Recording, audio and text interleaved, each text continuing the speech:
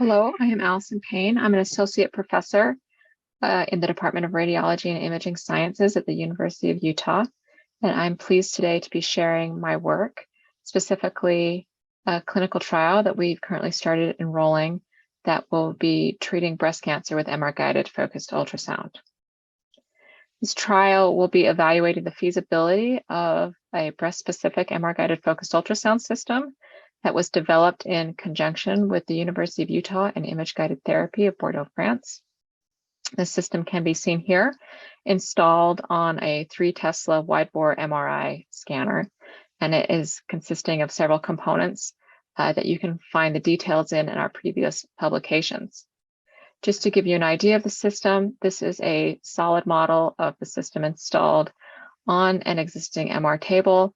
It has a treatment cylinder that houses a radio frequency coil as well as a phased array transducer that's meant to accurately target the tumor while really emphasizing patient comfort and treatment efficiency.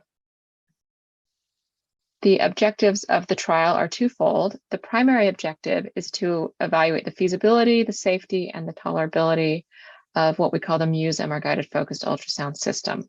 And we are going to assess this through patient pain, as well as device and procedure-related adverse events.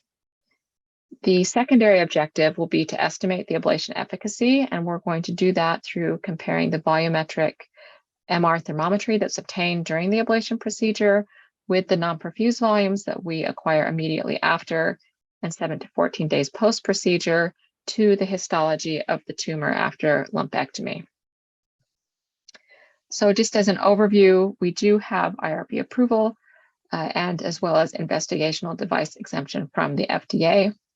We will be enrolling 34 patients. All of these patients have to have unifocal unilateral breast cancer, and they have to be undergoing lumpectomy as their standard of care. And by participating in the trial, we cannot delay their care. Approximately 50% of the tumor will be targeted and ablated. This will be followed by surgical resection. We're going to enroll patients in 2 cohorts. The first cohort will consist of 10 patients.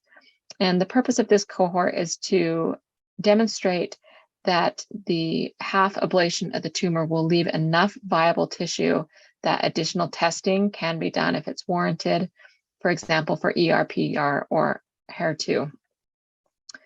The remaining 24 patients, if we pass the first cohort, will be able to be enrolled with less restrictive criteria.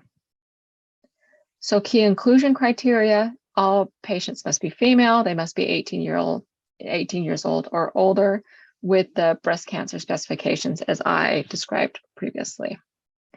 The tumor size must be 1 to 3 centimeters in length along its maximum dimension, and it has to be located 1 centimeter from both the chest wall as well as the skin. And this is assessed by imaging prior to the patient being enrolled on trial. Their ECOG score has to be less than or equal to 2, and they have to have adequately breast size for our device. And right now that's about greater than, it's a B cup or greater as assessed by the treating physician. Key exclusion criteria: the patients cannot be receiving any other investigational agents, and they can't have prior systemic anti-cancer therapy. They can't have a diagnosis of another malignancy less than or equal to 2 years before the study enrollment. Patients cannot have breast implants. They cannot be pregnant or lactating. For our treatment duration, the patient must be able to lie prone for approximately 90 minutes. That's assessed and reported by the patient. Patients cannot have any allergy to commonly used sedatives or gadolinium contrast agents, and they cannot have a contraindication to MRI.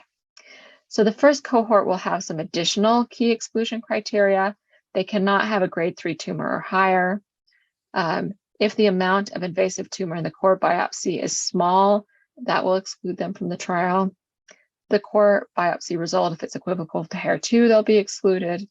And they're also, if there's any doubt about the handling or the quality of that core biopsy specimen, they'll be excluded as well. So just to conclude, we have received IRB approval. We're currently enrolling patients, and we are estimating that it will take us about 2 years to finish this study. Another study is currently enrolling in Bordeaux, France.